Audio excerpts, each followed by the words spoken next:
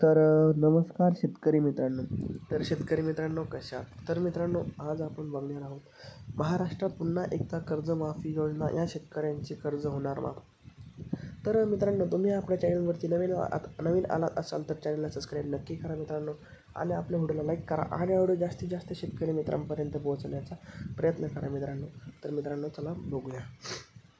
महाराष्ट्र राज्यामध्ये छत्रपती शिवाजी महाराज कर्जमुक्ती योजना भाजप व शिवसेना या काळामध्ये राबवली गेली होती व त्या दरम्यान मोठ्या प्रमाणात शेतकऱ्यांची कर्जमाफी करण्यात आली होती. ज्या शेतकऱ्यांची पीक कर्जे नसेल अशा शेतकऱ्यांची पीक कर्जे माफ केली जाणार आहे. त्यामुळे राज्यातील शेतकऱ्यांसाठी अत्यंत आनंदाची बातमी आहे.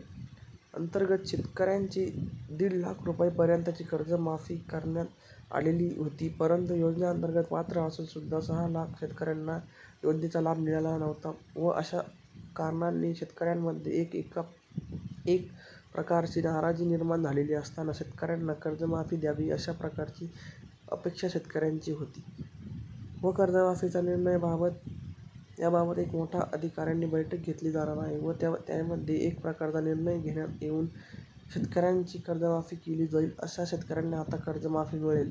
6,55,000 शेतकऱ्यांची कर्जमाफ होणार आहे मित्रांनो. तुम्हाला व्हिडिओ कसा वाटला कमेंटमध्ये नक्की कळवा. आपण भेटूया पुढच्या व्हिडिओमध्ये. तोपर्यंत धन्यवाद.